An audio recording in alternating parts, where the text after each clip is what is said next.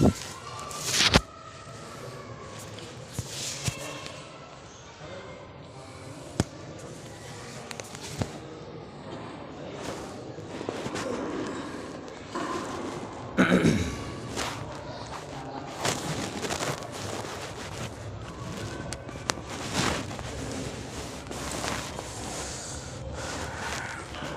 الحمد للہ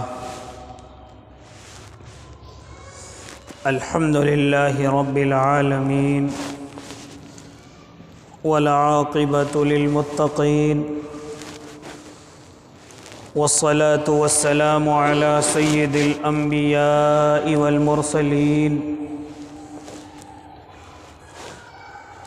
وعلى آلہ واصحابہ وازواجہ وذریاتہ اجمعین اما بعد فاعوذ باللہ من الشیطان الرجیم بسم اللہ الرحمن الرحیم وعدكم الله مغانم كثيرة تأخذونها فعجل لكم هذه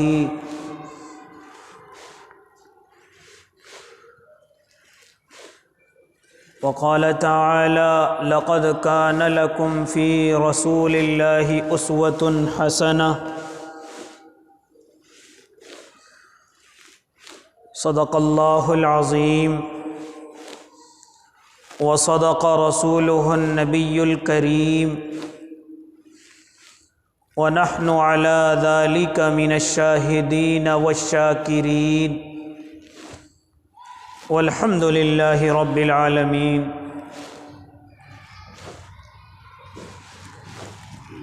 واجب الاحترام ساتھیوں، بزرگوں، نوجوانوں، معصوم بچوں اور اپنے گھروں میں دین کی محبین اور شوق کے ساتھ سننے والی اسلامی مائیں اور بہنوں،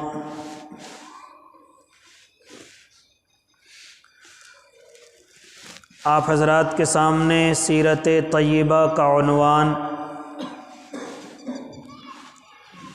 یہ پے در پہ چل رہا ہے، اور آپ حضرات بھی محبت کے ساتھ، الفت کے ساتھ، اللہ کے نبی کے عشق کے ساتھ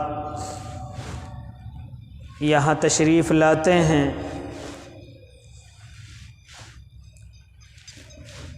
بات ہوتے ہوتے آپ حضرات کے سامنے غزوہ خیبر تک پہنچ رہی ہے، اور کچھ حصہ غزوہ خیبر کا آپ حضرات کے سامنے پچھلے 2 ہفتوں میں آ چکا ہے۔ بات یہاں تک آ گئی، اللہ رب العزت کی طرف سے اپنے محبوب کے ساتھیوں کے لیے فتح مبین کا اعلان ہو گیا،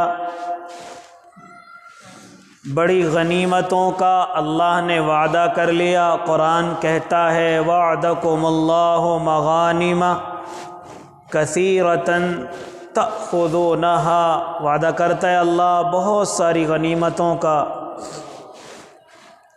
بہت زیادہ غنیمتوں کا۔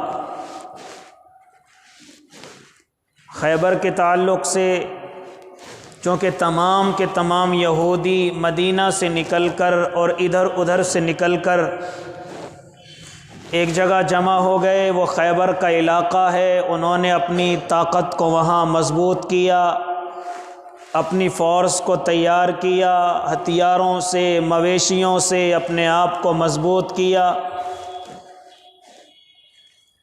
جس طریقے سے آج کے دور میں اگر میں یہ کہوں پوری دنیا کا یہودی اکٹھا ہو کر کے اسرائیل کو اپنا ملک بنایا، اور ابھی اتنے پر صبر نہیں بلکہ فلسطین کی طرف وہ بڑھ رہا ہے، مسجد اقصیٰ کو اپنے قبضے میں لیے ہوئے ہے، فلسطین کی زمین پر اس نے مکانات بنانے کے منصوبے نہیں بلکہ مکان بنا بھی لیے ہیں، کبھی 800 مکان، کبھی 1200، کبھی کتنے، اور پوری دنیا یہ تماشا دیکھ رہی ہے۔ اگر یہ مضبوط ہو جاتا ہے تو پوری دنیا یہ کان کھول کر کے سن لے کہ دقتیں، دشواریاں خالی مسلمانوں کو نہیں بلکہ پوری دنیا میں رہنے والے انسانوں کو ہونی ہیں۔ یہودی اصل میں اپنے آپ کو اللہ کا نعوذ باللہ بیٹا سمجھتا ہے، اس کے دل و دماغ کے اندر یہ بات رہتی ہے کہ صرف دنیا میں رہنے کے لائق ہم ہیں، اس کے علاوہ جتنے انسان ہیں یہ سب ہمارے غلام ہیں، ہمارے مزدور ہیں، ہمارے اشاروں پر، ہماری دی ہوئی کمائی پر یہ گزر بسر کرنے والے ہیں۔ یہی طریقہ اس نے اللہ کے نبی صلی اللہ علیہ وسلم کے زمانے میں اختیار کیا تھا۔ اسلام اور اسلام والے اس کو برا کہتے ہیں تو لوگوں کو برا لگتا ہے، حالانکہ یہی طریقہ اللہ کے نبی کے زمانے میں کیسے وجود پذیر ہوا کہ جب اللہ کے نبی نے ان کو مدینے سے نکال دیا، وہاں ان کی سازشیں ناکام، تو پھر یہ خیبر میں جا کر کے مضبوط ہو گئے۔ کتنا مضبوط ہوئے، انہوں نے اپنے لیے قلعے بڑے بڑے مضبوط تیار کر لیے، اس کے علاوہ اپنی فورس کو تیار کر لیا۔ لیکن میرے بھائی، وہ تو میرے اور آپ کے آقا تھے جو نظر رکھتے تھے کہ اگر اس کو ایسے ہی چھوڑے رکھا تو یہ آگے چل کر کے درد سر بن سکتا ہے، کیونکہ ساری سازشیں وہی بیٹھ کر کے کرتا ہے۔ یہودی جو خیبر کا رہنے والا ہے وہی مکے والوں سے میرے آقا کو لڑاتا ہے، بھڑاتا ہے، وہی جا کر کے چغلیاں کرتا ہے، وہی کعبے کے لوگوں کو میرے آقا کے خلاف آمادہ جھگڑے کے لیے کرتا ہے۔ اس لیے میرے آقا اپنے دل میں ارشاد فرماتے ہیں کہ اگر اس کا وقت پر سر کچل دیا گیا تو ساری سازشیں ناکام ہو جائیں، ساری مصیبتیں ناکام ہو جائیں۔ آج بھی یہی حال پوری دنیا کا ہے، آپس میں لڑ رہے ہیں، جھگڑ رہے ہیں، مسلم ممالک آپس میں جھگڑ رہے ہیں، لیکن فتنہ کہاں سے پھیلتا ہے اس کو دیکھ کر اس پر عمل کرنے کے لیے تیار نہیں ہیں۔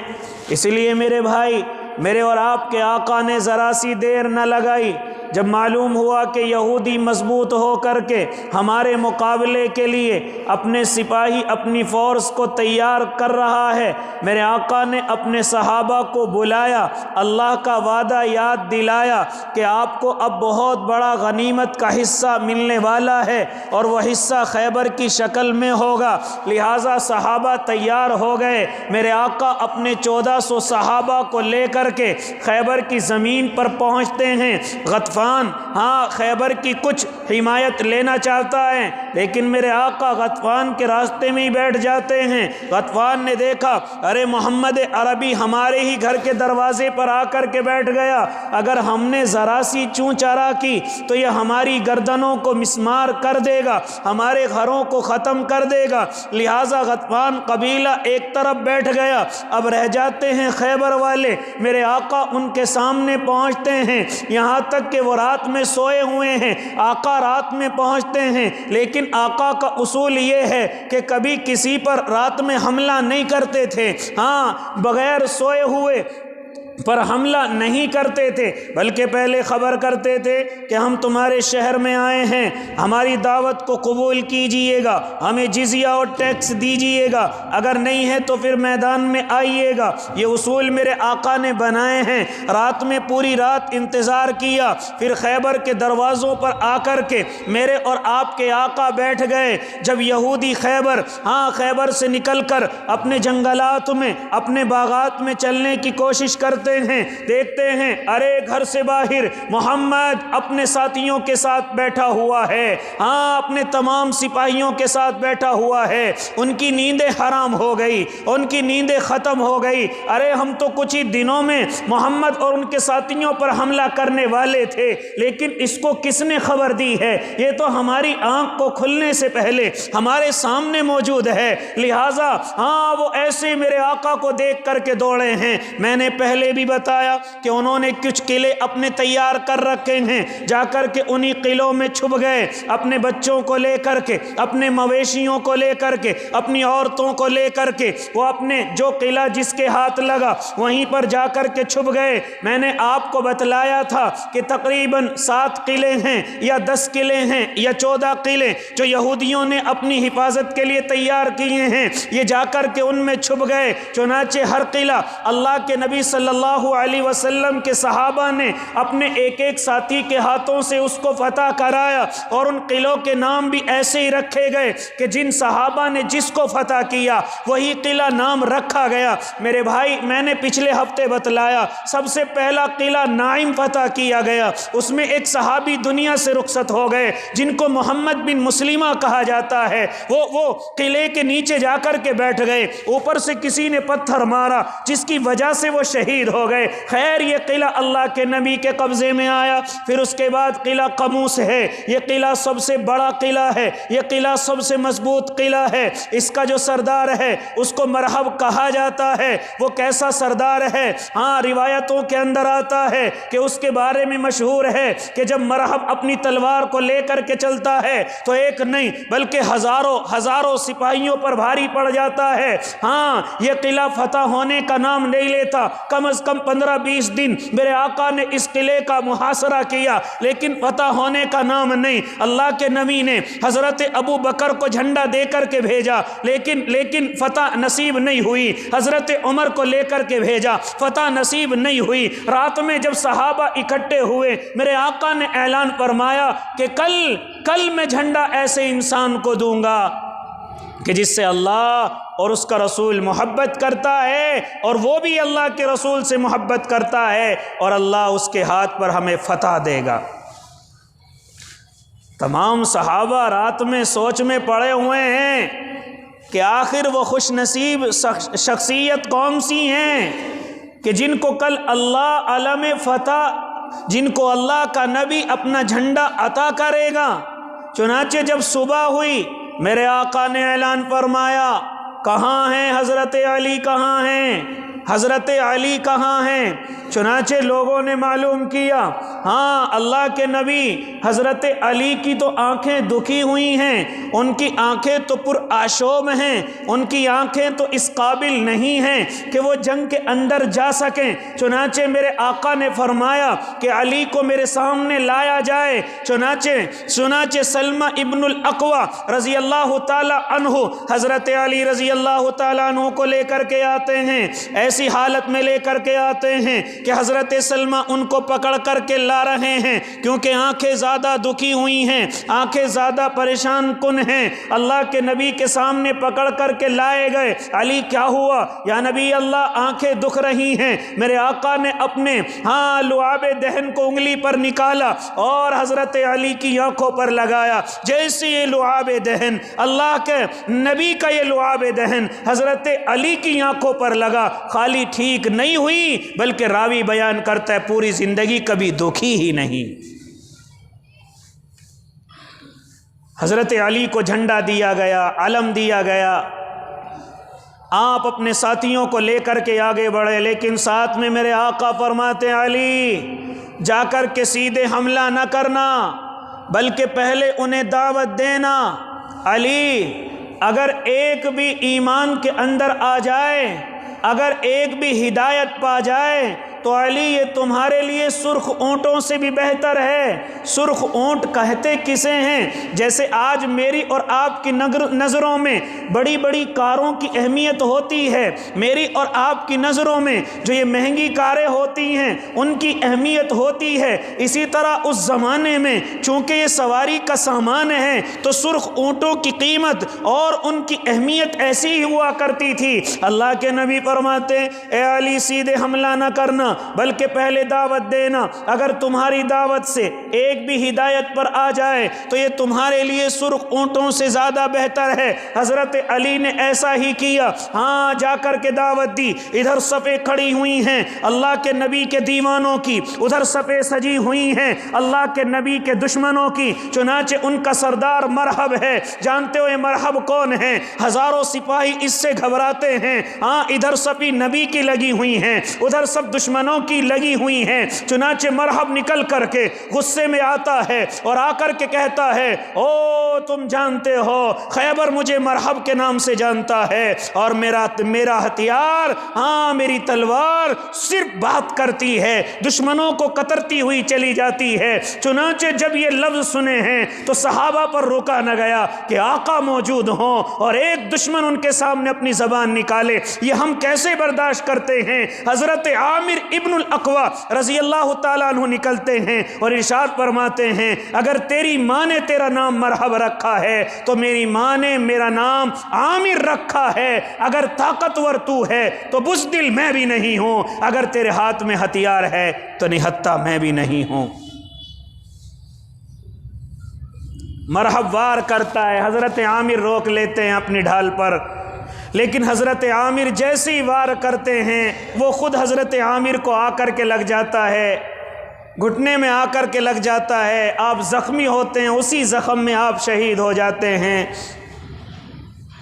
لوگوں نے بات بنانی شروع کی کہ عامر تو اپنی تلوار سے ہی ختم ہو گیا، اس کے تو عمل ضائع ہو گئے۔ میرے آقا ارشاد فرماتے ہو، لوگوں اپنی زبانوں کو بند کر لو، عامر ایک اجر نہیں بلکہ عامر 2 اجر لے کر کے گیا ہے، ایک تو اللہ کے نبی کی بات ماننے کا اور ایک شہادت کا، لہٰذا عامر ایک اجر نہیں بلکہ دوہرا اجر لے کر کے گیا ہے۔ لہٰذا میرے صحابی کو، میرے ساتھی کو اس طرح کہنے کی کسی کی ضرورت نہیں ہے، بلکہ بڑا اہم زمین سے ایک بڑا اہم انسان زمین سے چلا گیا۔ لہٰذا میرے بھائی حضرت عامر شہید ہو گئے، لیکن جیسے ہی مرحب نے دیکھا کہ عامر تو شہید ہو گئے، اب جانتے ہو اس کے گھمنڈ کے اندر اضافہ ہونا ہے، وہ پھر ایسے ہی چلایا، وہ پھر ایسے ہی شور مچایا، اس نے پھر ایسے شور مچانا شروع کیا کہ میری ماں نے میرا نام مرحب رکھا ہے۔ چنانچہ جب یہ لفظ سنے تو صحابہ گھبرائے نہیں، بلکہ اب صحابہ کی قطار سے حضرت علی رضی اللہ تعالیٰ عنہ نکل کر کے آتے ہیں اور اس کے جواب میں کہتے ہیں، انا الذی سمتنی امی حیدرا، اور مرحب تیری ماں نے اگر تیرا نام مرحب رکھا ہے تو میری ماں نے میرا نام حیدر رکھا ہے، اور حیدر جنگل کے شیر کو کہا جاتا ہے۔ جب اس نے حیدر کا لفظ سنا تو اس کی تلوار کانپنے لگی۔ راوی بیان کرتا ہے اس تلوار کے کانپنے کی وجہ کیا ہے؟ وجہ معلوم ہوئی، اصحاب سیر لکھتے ہیں، مورخین لکھتے ہیں کہ آخر مرحب کے کانپنے کی وجہ کیا ہے؟ بتلایا گیا کہ جب مرحب اس سے گزشتہ رات میں سویا ہوا ہے تو وہ اپنے خواب کے اندر دیکھتا ہے کہ کوئی شیر آ کر کے اس پر حملہ کر رہا ہے، اس شیر نے اس کو زخمی کر دیا، ختم کر دیا۔ اب جیسے یہ میدان کے اندر پہنچا ہے اور اس نے اپنا نام مرحب بتایا، اور حضرت علی نے اپنا نام علی نہیں بلکہ حیدر بتایا کہ مرحب جانتا ہے رات خواب کے اندر تجھے شیر نظر آیا، جانتا وہ شیر کون ہے؟ انا الذی سمتنی امی حیدرا، میری ماں نے میرا نام حیدر رکھا ہے۔ کہیں تو اپنا خواب تو یاد کر لے، جو تجھے خواب رات میں آیا تھا، اتنا سننا تھا کہ اس کی تلوار کانپنے لگی کہ میں نے تو کسی شیر کو اپنے اوپر حملہ کرتے ہوئے دیکھا ہے، اتنا، لیکن اب موقع نہیں تھا، اب تو نبی کے مقابلے میں آ چکا تھا، اب تو صحابی کے مقابلے میں آ چکا تھا، اب یہاں سے واپس چلا جائے تو ایسا نہیں ہو سکتا۔ ہاں حضرت علی نے یہ کہتے ہوئے اپنی تلوار کا وار کیا اور اس کے سر میں تلوار ماری، اور سر کو چیرتی ہوئی تلوار نیچے تک آئی، جس سے مرحب وہیں ڈھیر ہو گیا۔ ہزاروں کا مقابلہ کرتا ہوگا، لیکن یہ دین کے سپاہی ہیں، یہ اللہ کے نبی کے دیوانے ہیں، ان کے اندر طاقت ان کے ہاتھوں میں، ان کی تلواروں میں نہیں ہے، بلکہ ان کی طاقت کوئی اور ہے۔ ان کی طاقت کچھ اور ہے، اس لیے تلواروں کے بھروسے پر نہیں، یہ اپنے بدن کے بھروسوں پر نہیں، یہ کسی اور طاقت کے بھروسوں پر دشمنوں کے مقابلے میں آتے ہیں۔ لہٰذا جب مرحب ڈھیر ہوا تو اس کا بھائی نکل کر کے آیا، ادھر دیکھا کہ حضرت علی ابھی مقابلے میں ہیں، تو حضرت زبیر ابن العوام رضی اللہ تعالیٰ عنہ نکل کر کے آتے ہیں، وہ اس کے 2 ٹکڑے کر دیتے ہیں۔ یہاں کسی کی خیر نہیں ہے، اگر کوئی صحابی کے مقابلے میں آئے گا اس کو ڈھیر کیا جائے گا، اس کو ختم کیا جائے گا، اگر کوئی دشمنی کرنے کے لیے اسلام کے مقابلے میں آئے گا اس کا مقابلہ کیا جائے گا، اس کو ڈھیر کیا جائے گا۔ لہٰذا جب خیبر کے لوگوں نے دیکھا کہ ہمارے بڑے بڑے سردار تلواروں کے نیچے آ چکے ہیں، بڑے بڑے سردار ہمارے ختم ہوتے جا رہے ہیں، لہٰذا اب تمام کے تمام اپنے اپنے قلعوں میں جا کر کے چھپ جاتے ہیں۔ ہاں 15-20 دن تک محاصرہ رکھے ہوئے ہیں۔ اس کے بعد اللہ کے نبی کے لیے مذاکرے کی پرچی آتی ہے، یا نبی اللہ ہم آپ کے ساتھ لڑنا نہیں بلکہ مذاکرہ چاہتے ہیں۔ پیدر پہ سارے قلعوں کو فتح کیا گیا، تمام قلعوں کو اللہ کے نبی کے ہاتھوں پر فتح کیا گیا، تمام صحابہ نے ان قلعوں کو فتح کیا۔ یہ بڑے بڑے قلعے اللہ کے نبی کے سرپرستی کے اندر آئے ہیں، تمام صحابہ نے ان قلعوں کو گھیرا ہے، لیکن آخر میں ان کی طرف سے مذاکرہ ہوا، اللہ کے نبی ہمیں خیبر سے نہ نکالیے گا، ہم یہیں کی زمین پر محنت کریں گے اور آدھا حصہ تمہیں دیں گے، آدھا رکھ لیں گے۔ چنانچہ اللہ کے نبی نے اس بات کو قبول کیا اور وہاں کے یہودیوں کو وہیں پر رہنے دیا۔ یہ میرے بھائی غزوہ خیبر کے تعلق سے اب جانتے ہو، یہ خیبر جب فتح ہوا ہے اللہ کے نبی اور ان کے صحابہ پر بڑی غنیمتیں آئی ہیں۔ راوی تو کہتا ہے کہ سونے چاندی کی شکل میں نہیں آئی، ہیرے جواہرات کی شکل میں نہیں آئی، لیکن زمینات بڑی اللہ کے نبی کے ہاتھ پر آئی، زمینات بڑی صحابہ کے ہاتھ میں آئیں، یہاں تک کہ مویشی بڑے اللہ کے نبی کے ہاتھ میں آئے، چنانچہ بڑے غلام اللہ کے نبی کے ہاتھ میں آئے۔ میرے بھائی جانتے ہو اتنی غنیمت اللہ کے نبی کے صحابہ کو ملی کہ جو مکہ المکرمہ چھوڑ کر کے گئے تھے اور مدینہ کے لوگوں نے اپنے صحابہ کو یہ زمینیں ان کو دے دی تھی کہ آپ جب تک رہیں گے ان زمینوں سے پیداوار کر کے آپ ہی رکھیں گے، لیکن خیبر کے بعد جو مکے سے صحابی آئے تھے انہوں نے اعلان کر دیا، او مدینے والو اپنی زمینیں واپس لے لو، اللہ نے ہمیں عطا کر دی ہیں، اللہ نے ہمیں عطا کر دی ہیں۔ یہ سبق مجھے اور آپ کو بھی ہے، یہاں سے مجھے اور آپ کو بھی سبق دیا جاتا ہے۔ اگر کوئی بھائی آپ کو کوئی چیز استعمال کرنے کے لیے دے دے، اگرچہ وہ آپ کا سگا بھائی ہے، اور آپ سے کہہ دیا گیا کہ جب تک آپ کا انتظام نہ ہو آپ اس جگہ کو اس چیز کو استعمال کیجئے گا، اب کہیں سے اگر اللہ آپ کا انتظام کرا دے تو آپ کی حمیت یہ ہے کہ اپنے بھائی کو وہ چیز لوٹا دی جائے اور اس کا احسان مانا جائے۔ یہ کچا لالچ آج کے لوگ آج کے زمانے کے بھائی کر جاتے ہیں۔ اگر کوئی محبت میں اپنے بھائی کو کوئی چیز دے دیتا ہے تو وقت پر اس کو واپس نہیں کرتے، جب اپنی چیز کا انتظام ہو جاتا ہے تو اپنے بھائی کی چیز کو واپس نہیں کرتے۔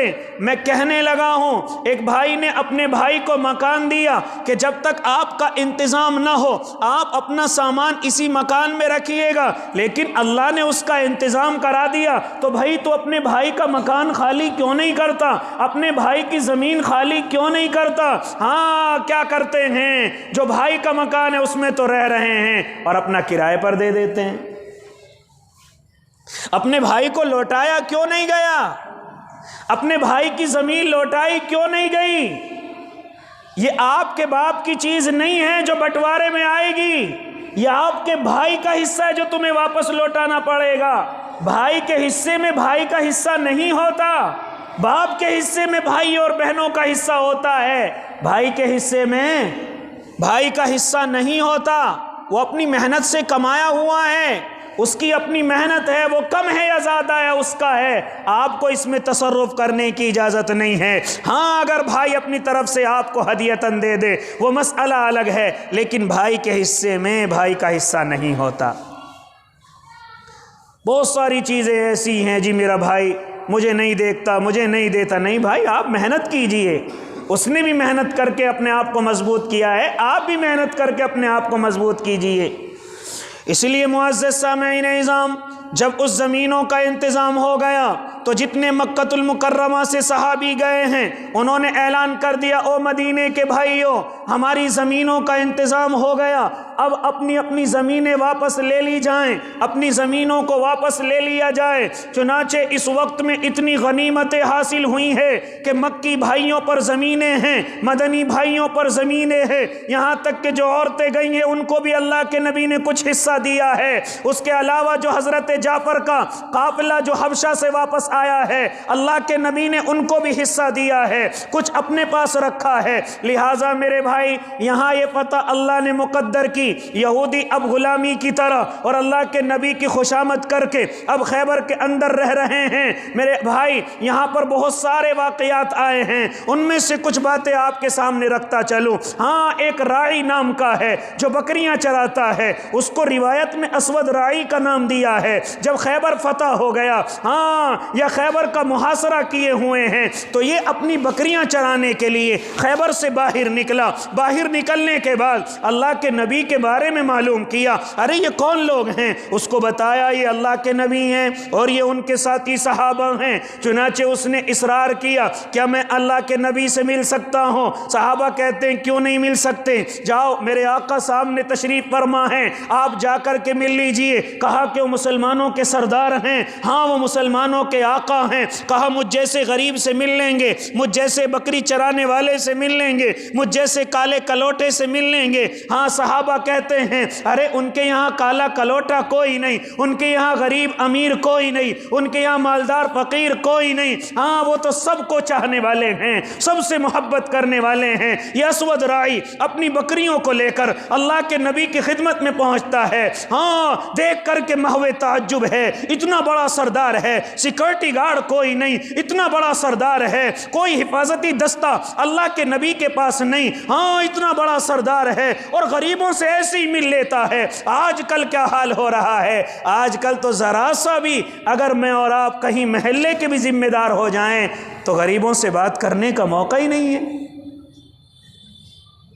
جن غریبوں کی خوشامد کر کر کے ہم ذمہ دار بنے ہیں، ان کے پاس جانے تک کا وقت نہیں ہے، ان کی بات سننے تک کا وقت نہیں ہے.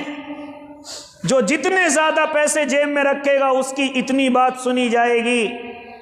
میرے بھائی، آج کل کی ذمہ داریوں کا حال یہ ہے کہ غریبوں سے بات کرنا پسند نہیں کرتے، حالانکہ انہی غریبوں کی ووٹوں سے ذمہ دار بنے ہو، انہی غریبوں کی دعاؤں سے ذمہ دار بنے ہو، انہی غریبوں کی محنت سے ذمہ دار بنے ہو. لیکن آج موقع نہیں ہے کہ غریبوں تک پہنچا بھی جائے، ان کے گھروں کے حال دیکھے جائیں، ان کی غریبی کے حال دیکھے جائیں، ان کی روزی روٹی کے حال دیکھے جائیں، ان کی بچیاں جوان ہو گئی ان کے حال دیکھے جائیں. نہیں، کوئی ضرورت نہیں ہے. بلکہ یہاں تک کہنے والے تو یہاں تک کہتے ہیں مجھے ذمہ دار بنانے والے یہ لوگ نہیں ہیں بلکہ یہ لوگ ہیں، میں تو انہی لوگوں کا خیال کروں گا. کل اللہ سب معلوم کر لے گا، کل اللہ سب حساب لے لے گا. اسود راعی اللہ کے نبی کی خدمت میں پہنچتے ہیں، اللہ کے نبی سے جا کر کے ملاقات کرتے ہیں. کیا آپ ہی اللہ کے نبی ہیں؟ کہا کہ ہاں، میں ہی محمد عربی ہوں. کیوں آئے ہو؟ دعوت دینے کے لیے آئے ہیں. اگر دعوت قبول نہ کی تو کیا ہوگا؟ اللہ کے نبی فرماتے ہیں تمہیں جزیہ دینا ہوگا، تمہیں ٹیکس دینا ہوگا. اگر ہم ٹیکس بھی نہ دیں، میرے آقا فرماتے ہیں پھر تو مقابلہ ہوگا، پھر تلوار فیصلہ کرے گی. اسود راعی پھر بات کو گھماتے ہیں، فرماتے ہیں اگر بات کو قبول کر لیا جائے، چنانچہ اللہ کے نبی کہتے ہیں پھر تمہاری جگہ وہاں نہیں ہمارے دل میں ہوگی. یا نبی اللہ، ہم تو کالے ہیں. کہا تو کیا ہوا؟ ہمارے یہاں کالے اور گوروں میں فرق نہیں ہے، ہم تو غریب ہیں، ہمارے یہاں امیری اور غریبی کا بھی کوئی فرق نہیں ہے. یا نبی اللہ، تو پھر مجھے بھی ایسے ایمان کے اندر داخل کر لیجئے جہاں غریبوں کو ان کے حق دیے جاتے ہوں، جہاں غریبی اور امیری میں کوئی فرق نہ کیے جاتے ہوں۔ ہم تو خیبر والوں کی اتنی محنت کرتے ہیں لیکن ہمیں روٹیاں بھی نیچے بٹھا کر کے دی جاتی ہیں۔ میرے آقا فرماتے ہیں پھر کلمہ پڑھ لیجئے۔ اسود رائی کلمہ پڑھ لیتے ہیں، چنانچہ پھر معلوم کرتے یا نبی اللہ اب میں کیا کروں؟ فرمایا کہ آپ کے تمام جو آج سے پہلے کے گناہ ہیں اللہ نے وہ تمام کے تمام معاف کر دیے۔ آقا اب میں کیا کروں؟ میرے آقا فرماتے ہیں کہ اب نماز کا وقت نہیں کہ نماز کا حکم دیا جائے، زکوٰۃ تم پر فرض نہیں کہ زکوٰۃ کا حکم دیا جائے، حج کا اب موقع نہیں کہ تم سے حج کے لیے کہا جائے، لیکن اب اس وقت میں حق اور باطل آمنے سامنے ہیں، تمہیں باطل کا مقابلہ کرنا ہے، حق کا ساتھ دینا ہے۔ اسود وائی اللہ کے نبی سے تلوار لیتے ہیں، یا نبی اللہ ان بکریوں کا کیا کروں؟ کہا کہ بکریاں ہماری نہیں ہیں، یہ یہودیوں کی امانت ہے، ان کو واپس لوٹا دیا جائے، ان پر ہمارا کوئی حق نہیں ہے، ان پر ہمارا کوئی حق نہیں ہے۔ میرے بھائی اسود رائی مقابلہ کرتے ہیں، آواز آتی یا نبی اللہ اسود رائی شہید ہو گئے ہیں۔ اللہ کے نبی صلی اللہ علیہ وسلم ان کا جنازہ خیمے میں رکھواتے ہیں، آ کر کے آنسو بہاتے ہیں، پھر فرماتے ہیں صحابہ جانتے ہو یہ کون آدمی ہے؟ یہ وہ اللہ کا نیک بندہ ہے جس نے ابھی تک زمین پر اللہ کے لیے ایک بھی سجدہ نہیں کیا، لیکن حوریں اس کو لینے کے لیے دوڑ رہی ہیں۔ جب اس کا جنازہ رکھا ہوا تھا تو دو حوریں اس کے برابر میں بیٹھی ہوئی ہیں، لیکن زمین پر ایک بھی سجدہ ابھی تک نہیں کیا۔ اس لیے میرے بھائی کبھی کبھی اللہ رب العزت بڑے بڑے عبادت گزاروں کو پیچھے چھوڑ دیتا ہے، اور کبھی کبھی انسان کی کوئی ایسی ادا پسند کر لیتا ہے کہ اس کو جنت کا مالک بنا دیتا ہے، جنت کے محلوں کا مالک بنا دیتا ہے۔ حالانکہ عبادت کوئی نہیں کی، لیکن ایک عمل ایسا کر گیا کہ اللہ رب العزت اور اس کے فرشتے اس کے جانے پر آنسو، اور فرشتے اس کے لیے آنسو بہاتے ہیں۔ اللہ رب العزت اس کو دیکھ کر کے مسکراتا ہے، جنت کے محل اس کے لیے کھول دیتا ہے۔ اور بہت سے ایسے ہیں پوری زندگی عبادتوں میں لگے ہوئے ہیں، لیکن پھر بھی جہنم واصل ہو جاتے ہیں، پھر بھی اللہ کی نفرتوں کا شکار ہو جاتے ہیں۔ جانتے ہو وجہ کیا ہے؟ کہیں انہیں اپنی عبادتوں پر تو فخر نہیں ہو گیا، کہیں اپنی عبادتوں پر تو گھمنڈ نہیں کرنے لگے، کہیں عبادتوں کی وجہ سے دوسروں کو ذلیل اور اپنے آپ کو اونچا تو نہیں سمجھنے لگے، کہیں 2 رکعت پڑھ کر کے دوسروں کو نیچا اور اپنے آپ کو اونچا تو نہیں سمجھنے لگے، کہیں 2 کتابوں کا مطالعہ کر کے دوسروں کو نیچا اپنے آپ کو اونچا تو نہیں سمجھنے لگے، کہیں 2 لمحے اللہ کے راستے میں نکل کر دوسروں کو نیچا اپنے آپ کو اونچا تو نہیں سمجھنے لگے۔ تو یہ عبادتیں بیکار ہیں، یہ عبادتیں بیکار ہیں۔ عابد وہ ہے جو دل سے بھی عبادت کرتا ہو اور بدن سے بھی عبادت کرتا ہو۔ دل میں برائی رکھتا ہے، سجدے میں پڑا ہوا ہے، ایسے سجدے کا کوئی فائدہ نہیں ہے۔ سجدے کم کرتا ہے، سجدے کم کرتا ہے، لیکن اپنے دل کو سب کی طرف سے صاف رکھتا ہے، جنتی ہے، اللہ کا دیوانہ ہے۔ میرے بھائی یہ دلوں کو صاف رکھنا یہ بڑی بڑی لمبی تہجدوں سے بہتر ہے، بڑی بڑی اشراق اور اوابین سے بہتر ہے۔ کیا آپ کو معلوم نہیں کہ میرے اور آپ کے آقا صلی اللہ علیہ وسلم بیٹھے ہوئے ہیں، صحابہ کا مجمع جمع ہوا ہے، اللہ کے نبی فرماتے ہیں کہ اب سامنے سے جو اللہ کا بندہ آئے گا ارے وہ جنتی ہے۔ چنانچہ صحابہ نے دیکھا ایک بیچارے بوڑھے میاں ہیں، ان کے بدن بھی پر جو کپڑے ہیں وہ میلے کچیلے ہیں، اور صرف وضو کا پانی داڑھی سے بہ رہا ہے۔ ایک طرف کو نماز پڑھی اور پڑھ کر کے چلے گئے، دوسرے دن پھر ایسے ہی مجمع جمع ہوا ہے۔ میرے آقا پھر فرماتے ہیں میرے صحابہ جانتے ہو اس دروازے سے جو داخل ہوگا وہ جنتی ہے۔ چنانچہ میرے آقا پھر اس کی طرف دیکھتے ہیں، صحابہ دیکھتے پھر وہی بوڑھے میاں ہیں جو کل اسی وقت میں داخل ہوئے تھے۔ تیسرے دن پھر آقا نے یہ ارشاد فرمایا کہ ایک بوڑھے میاں آئیں گے وہ جانتے ہو کون ہیں؟ وہ جنتی ہیں۔ چنانچہ دیکھتے ہیں صحابہ کہ پھر وہی بوڑھے میاں تیسرے دن آئے ہیں، حالانکہ بدن سے نہیں لگتا، چہرے سے نہیں لگتا کہ اتنے بڑے اللہ والے ہوں گے۔ ایک صحابی بیٹھے ہوئے ہیں، کہا کہ پتہ ضرور لگانا ہے کیا کرتے ہیں۔ چنانچہ ان بوڑھے میاں کے گھر پر پہنچے اور جا کر کے بوڑھے میاں سے کیا، میں تمہارا مہمان بننا چاہتا ہوں 1 یا 2 دن کے لیے، میں اپنا گھر بھول گیا ہوں، چنانچہ مجھے اپنے گھر پر رہنے کی اجازت دے دیجئے۔ چنانچہ ان اللہ کے بندے نے ان صحابی کو اجازت دے دی۔ جانتے ہو جب رات میں سوئے ہیں، صحابی کہتے میں کوئی سونے کے لیے تھوڑی گیا تھا، میں تو دیکھنے کے لیے گیا تھا آخر کیا عبادت کرتے ہیں، کون سی ریاضت کرتے ہیں، کون سا عمل کرتے ہیں۔ چنانچہ میں کپڑا اوڑھ کر کے سویا، لیکن ذرا سا کپڑا کھول لیا تاکہ میں دیکھوں کیا کرتے ہیں۔ چنانچہ پوری رات ہو گئی، میں نے دیکھا کہ بوڑھے میاں آئے، نماز پڑھی، ہاں کوئی تہجد نہیں، کوئی رات کو رونا نہیں، صبح کو اٹھے فجر کی نماز کے وقت اور جا کر کے فرضوں میں شامل ہو گئے، پوری رات سوئے ہیں آرام سے، ہاں پوری رات چادر تان کر کے سوئے ہیں، ہم انہیں دیکھنے کے لیے پوری رات جاگ رہے ہیں۔ دوسرا دن ہوا، میں پھر ایسی چادر کو اٹھا کر کے دیکھنے لگا، عشاء کی نماز پڑھ کے آئے، چادر تان کر کے پھر سو گئے، پھر فجر کے وقت اٹھے ہیں۔ تیسرے دن 3 دن کے بعد بوڑھے میاں کا ہاتھ پکڑ لیا، او اللہ کے بندے، میں کوئی مہمان نہیں ہوں، میں کوئی مہمان نہیں ہوں، میں تو تمہیں دیکھنے کے لیے آیا تھا۔